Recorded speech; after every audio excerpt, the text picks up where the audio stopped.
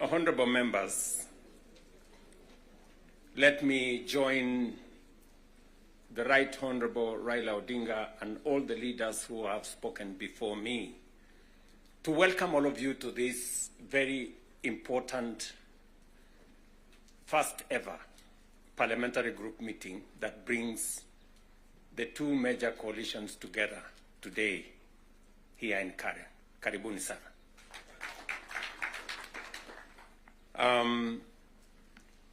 The Right Honorable Raila Odinga has given us the context of why we are meeting here. I really would want to add not so much, because he has ably contextualized why we are meeting here today.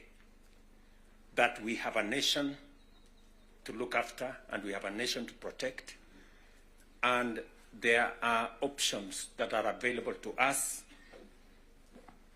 and I think we chose to protect the nation called Kenya by our coming together.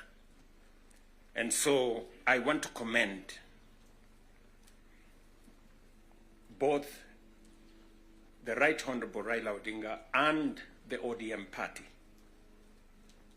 my former party, for standing up to be counted when the country needed leaders to stand up for Kenya. It may have been easy to do the opposite. It may have been popular to do the opposite. I know many people have vilified the Honorable Raila Odinga and the ODM party for the decision they took to stand for Kenya when there was need to do so. And let me say the following as the President of Kenya today. We have come from very far as a nation. We stand here today as a robust democracy, a nation that is making strides in our national development. And I want to speak to you candidly. I don't have a written statement because I really wanted to speak to you from my heart. Because where I stand today, I've had a political journey as a person. And by God's grace, I have come very far. You know, out of the 5 people who have become presidents in Kenya, I am one of them. I don't take it for granted, and I don't take it lightly that God has given me an opportunity to be one of the 5 Kenyans who have had the opportunity to lead this country. And I must say this to us as leaders, that a nation, the progress, the destiny of a nation is decided by leaders. As to whether we are going to be a progressive nation or we are going to be a failed state is going to be determined by leaders, by us, the people who are sitting here. And therefore, the place of leadership is almost sacred. Nobody becomes a leader by chance or by default or by mistake. Today, you are a member of parliament or a senator or a governor or the position I hold and all the other positions that we hold because God and destiny has given us that chance. And we must think about it deeply. And so I want to ask you as leaders,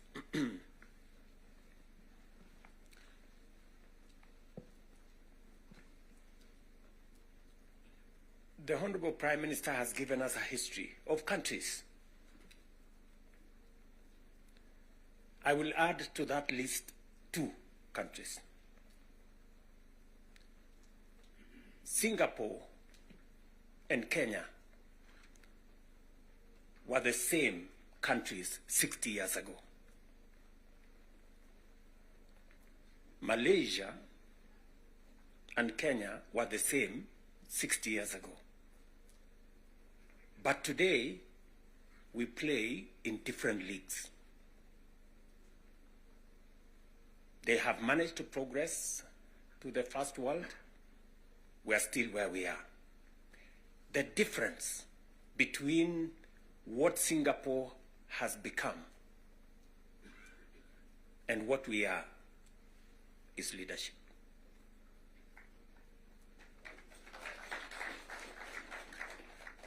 And that is the place, ladies and gentlemen, we occupy today. So that you understand the importance, the sacred position you hold as a leader. Sometimes people want to ask, how do people who live in different houses, they have their own lives to pursue, but they wake up one morning on an election day and they go one after the other to 10,000, to 20,000, to 50,000 and elect you? You are not special. But it is a moment that God has given us as leaders. And therefore, we must do whatever we are doing, knowing very well that we have a heavy, almost sacred responsibility to the people we lead and to the nation of Kenya.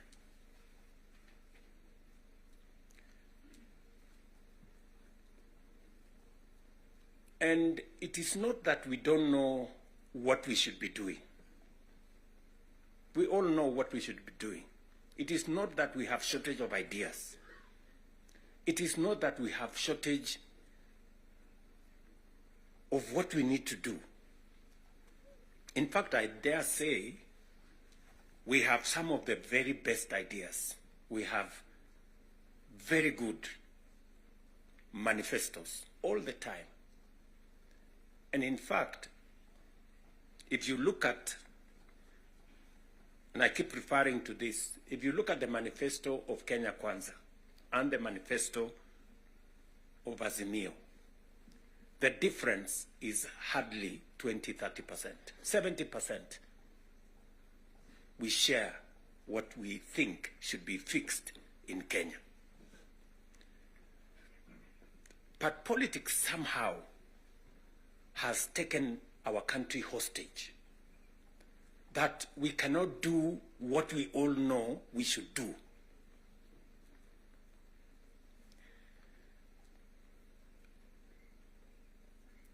I have said that the difficulties that I face today as a president in Kenya are self-imposed. You know, I imposed on myself all these difficulties.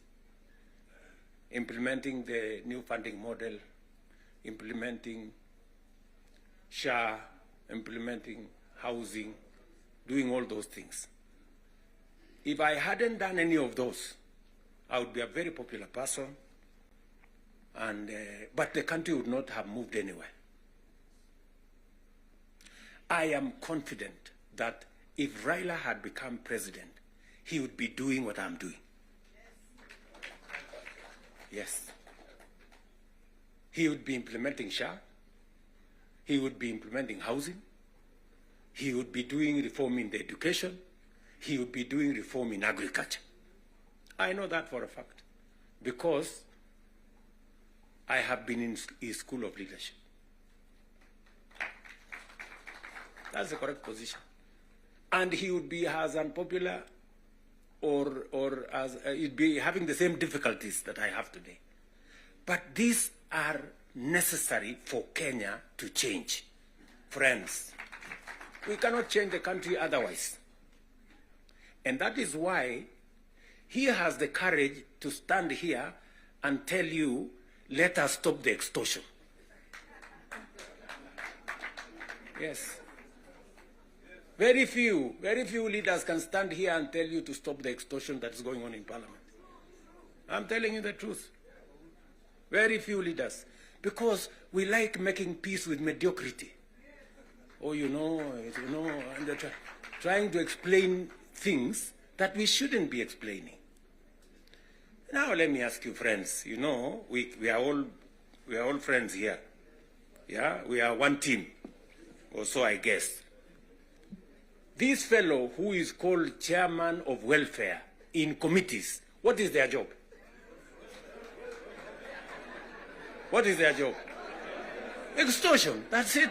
And that is what Prime Minister is saying. You know? You know, what is Sokohuru? What is Sokohuru? Tell me, what is, you know Sokohuru?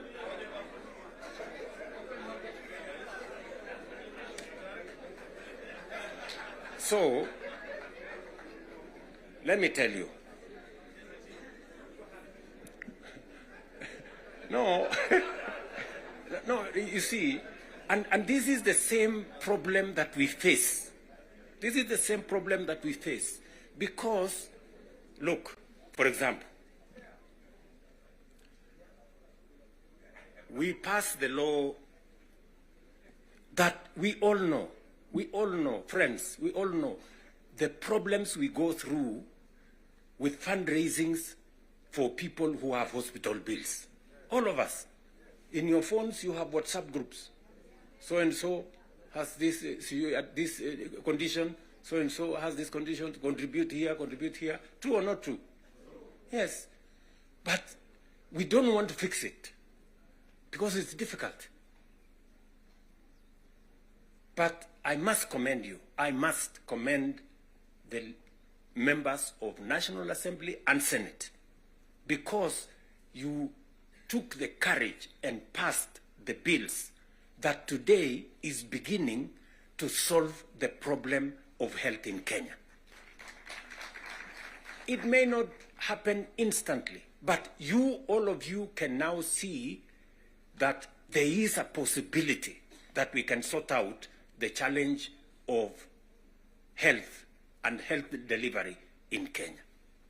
But because we had to be bold, you know, we had to be bold and make the necessary decisions.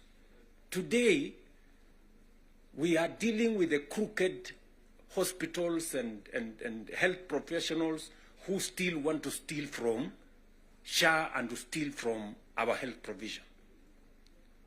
And we will go after them and we will deal with them. So, what am I saying? I am saying the following. If we have to change Kenya, my friends, we have a historic opportunity today with this broad-based government, we have a historic opportunity to unleash the full potential of Kenya.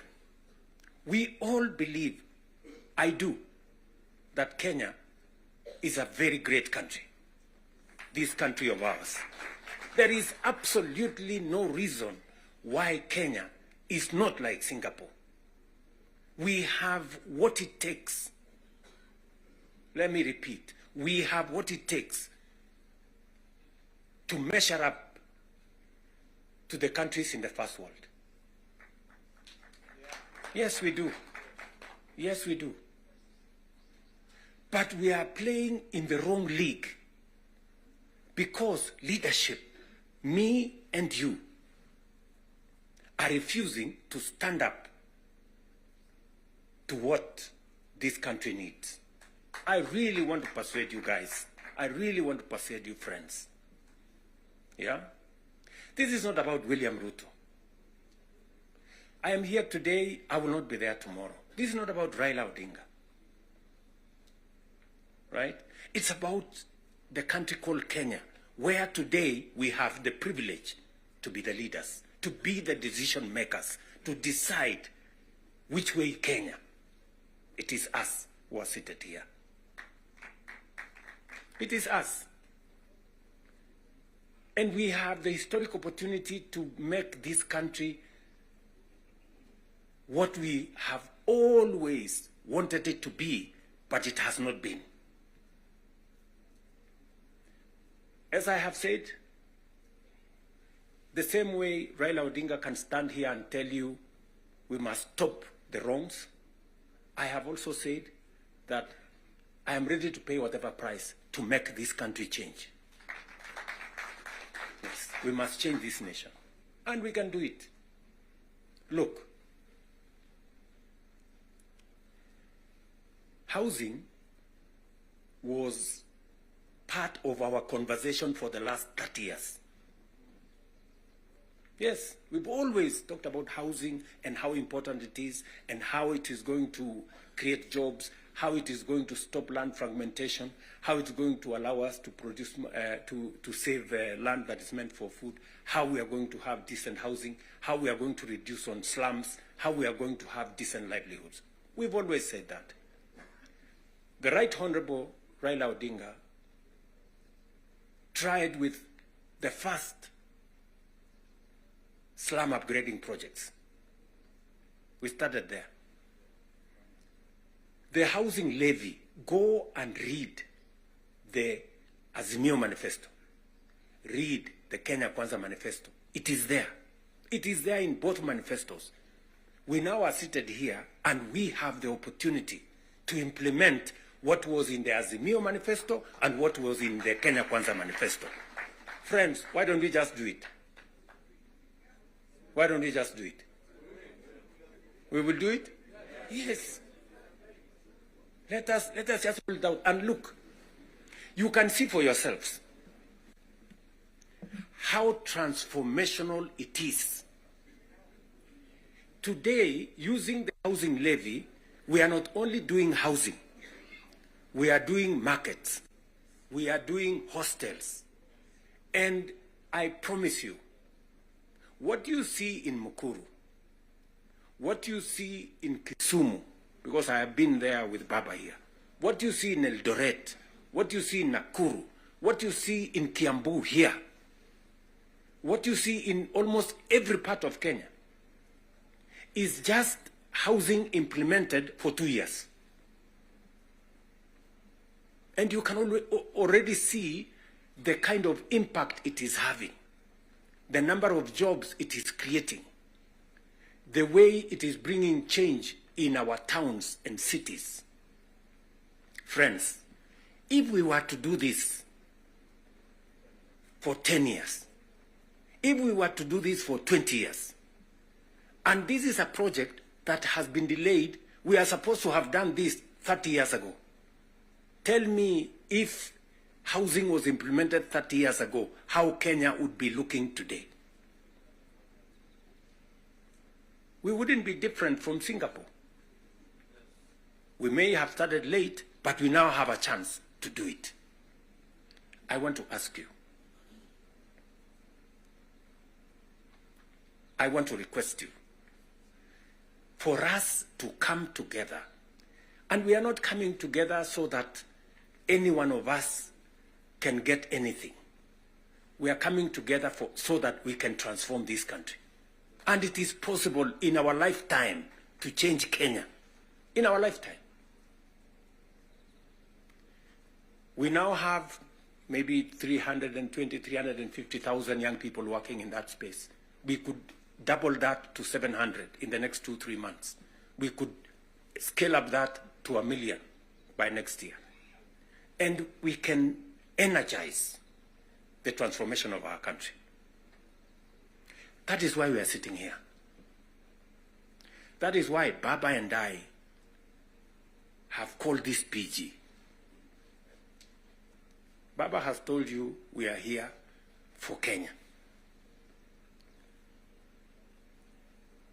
I am buttressing what we are saying, what he is saying, by telling you what we can achieve together. What we can do in our agricultural transformation. If it was not for the broad-based, for example, we wouldn't have had the kind of change that is required in our sugar sector. And I want to tell you, watch this space. In just 2 or maximum 3 years, Kenya will be a net exporter of sugar. Just 2 or 3 years. This country, which perennially we have been looking for safeguards from COMESA. Every year, we are looking for safeguards from COMESA. We are spending public money to go and pay for sugar, to go and pay for farmers, to go and pay for workers who don't work for government, just because we couldn't bite the bullet and tell the crooks there to get out. Now we have told them to leave. And I want to promise you, I want you to hold me to it. We are going to change the sugar sector. We are going to change the coffee sector. You have already seen what is going on in coffee. There is still a little bit of pushback, but we will deal with it. And on and on and on, and we can transform our whole agricultural sector. Just the little interventions that we have done standing together, you people in Parliament making sure that we are subsidizing production. And I must commend, Parliament has always provided money for us to support the production of the country, either through fertilizer or seeds or other interventions when we have brought it to Parliament. So you're part of the making of the history of our nation. Just imagine we have reduced the imports of maize, for example, by 70%. Reduced the imports of sugar by 70%. And we can make that progress if we are focused on where we want to go. And that is the reason why we have to make the decisions that we have made work. It is the reason why Baba and I have appointed Agnes Zani and her team, so that what brought us together, we don't forget. The 10-point agenda that we have signed buttresses what is actually in our manifestos. The NADCO report, we all know what it is supposed to achieve. And if we stand together, we can achieve all the legislation that is recommended by the NADCO report. Parliament has what it takes, to do this. For Kenya, we can do it.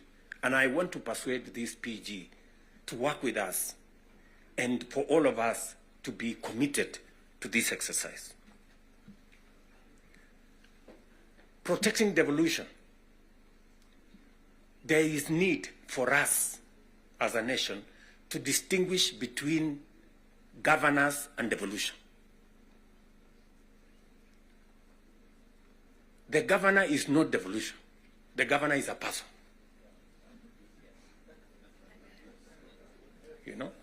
Devolution is about the people.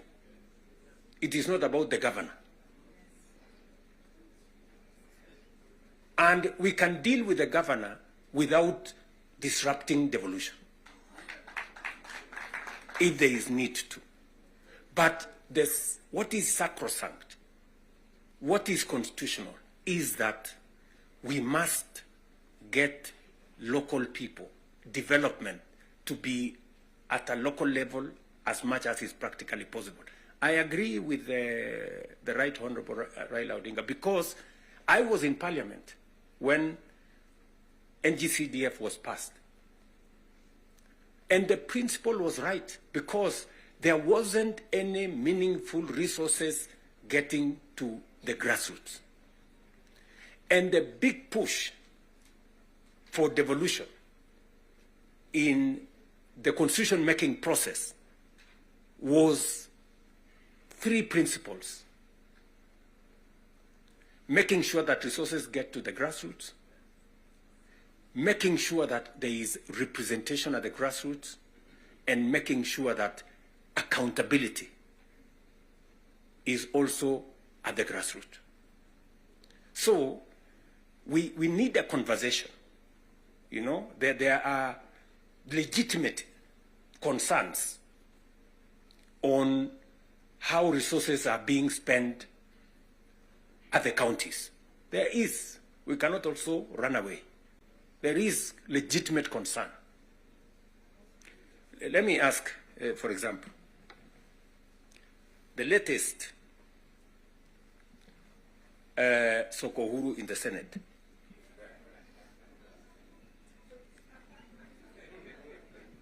Because you have to accept, you know, by virtue of the position I hold today, I am a consumer of raw intelligence. I know what's going on. Where does somebody find 150 million? Where? Eh?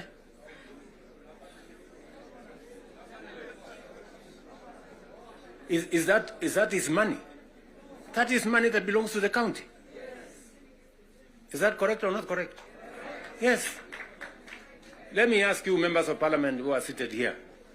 Do you, for example, know, do you, for example, know that a few members of your committee collected 10 million shillings so that you could pass that law on anti-money laundering? Did you get the money? No.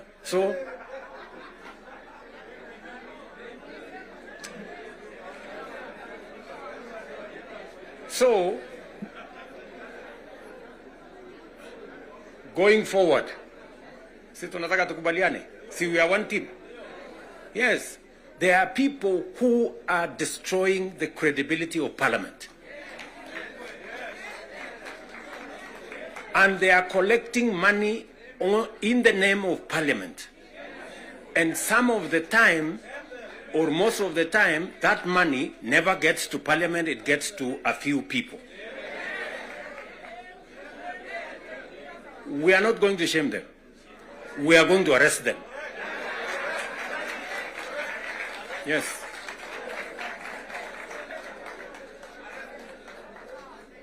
Do we agree?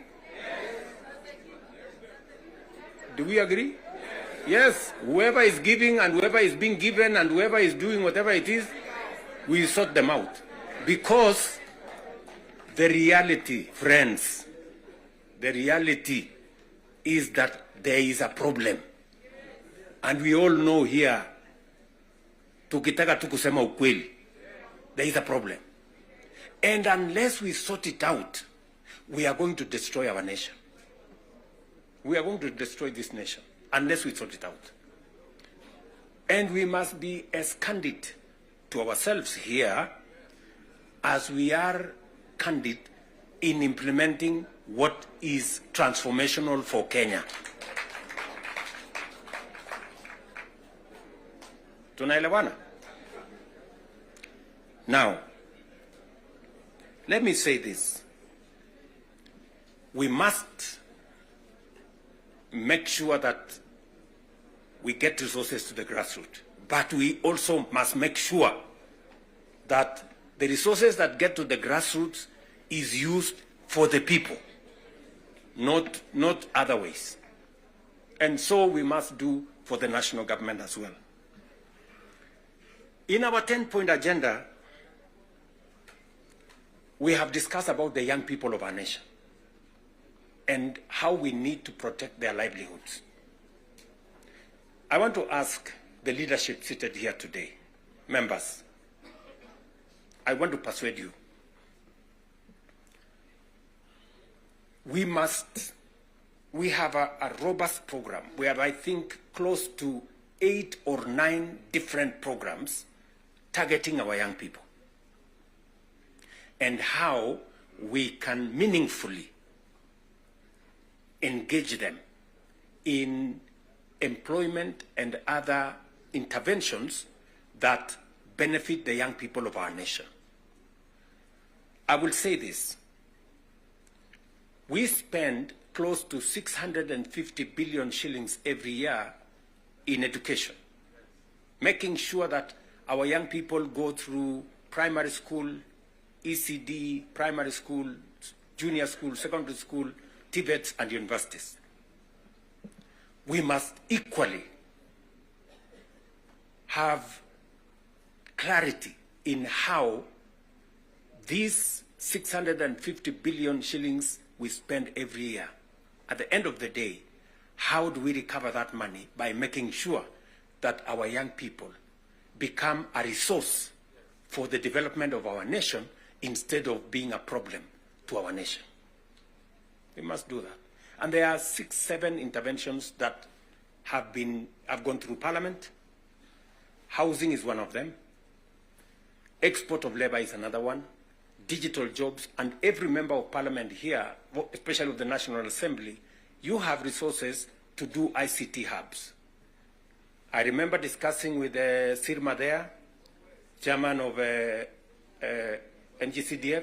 I remember discussing with Kiarie, the chairman of ICT. And if there are any issues that concern, sometimes maybe we have a problem with resources, Mbadi is here. He knows that if there are resources that need to be made available, it's for us to provide interventions for young people to get an opportunity to work. You know very well that we can create hundreds of thousands of jobs in the digital space. You are aware of what we are doing in Nyota. You are aware of what we are doing in KJet. And if you don't, we should be able to explain to you so that you become part of the people, because you speak to hundreds of thousands of people every weekend, every day, as you go about your responsibilities, how they can tap into these opportunities and create livelihoods for the young people of our country so that they too can make a contribution towards making Kenya what we all want it to be. And I can continue, and I can continue on all the other aspects that we have worked on. We agreed that we must have a conversation on national debt because it has the potential to threaten our development. It is the reason why my good friend Mbadi and I have been in many different places, and we have done the most that we could to contain the issue of debt. We have gone out of our way to look for alternative sources of funding so that we don't always go to borrow. We have gone the route of securitization. We've gone the route of private-public partnerships. You know very well that we will be starting the construction of the road all the way to Mau Summit from here, Ironi. We are not going to be spending any debt money from government. The road is going to be built on private-public partnership. You know very well that we are going to begin the railway going all the way from Naivasha to Kisumu all the way to Malaba. We are not going to be spending money from debt like we did with the first section of the railway. We are going to be using public-private partnership to do that road.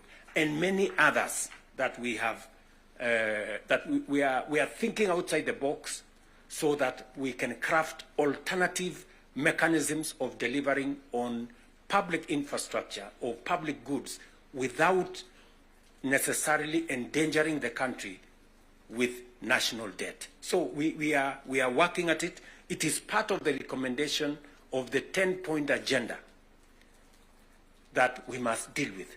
And we are seized with that matter. We will be giving, Mbadi and company will be giving a report to Zani's committee on what practical steps are we making to respond to the issues in the 10-point agenda. What are we doing about the young people? We will be able to tell Zani and the PG And the PG should be there to monitor what we are doing so that we not only do it for us, but we also do it for the people that we represent. And finally, because I do not want to belabor the point, I said we have a historic opportunity. It is not always that protagonists come together to look at the greater interests of the country. But God has given us this opportunity. And I must commend Baba here,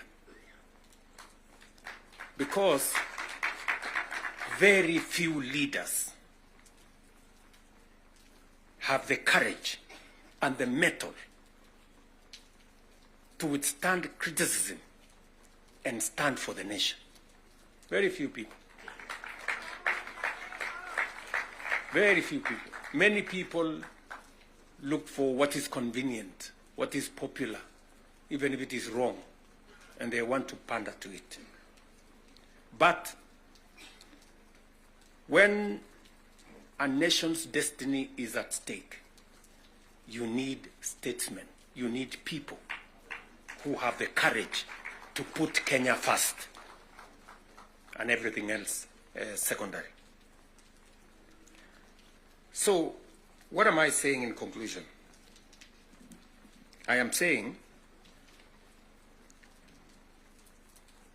Zani and team have a job to do. They will be briefing Right Honorable Raila Odinga and myself on what needs to be done.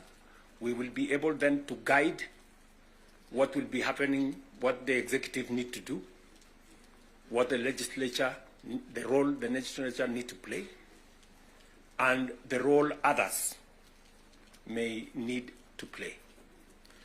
And as we do that, we will need another opportunity to be granular. Today was the first occasion for us to deal with this.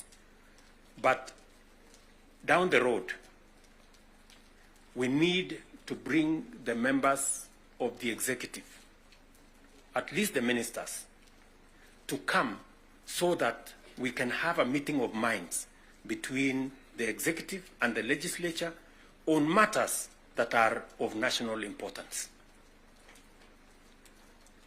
Further down the road, we may need that engagement. Maybe not in a sitting like this. Maybe we can organize a retreat for 2 or 3 days so that the questions I see members of parliament asking on some of the programs, we can fully understand the import of the programs we are running, what they are meant to achieve, the transformation that is supposed to happen, and how we position ourselves to make sure that we provide the push necessary for that transformation to happen.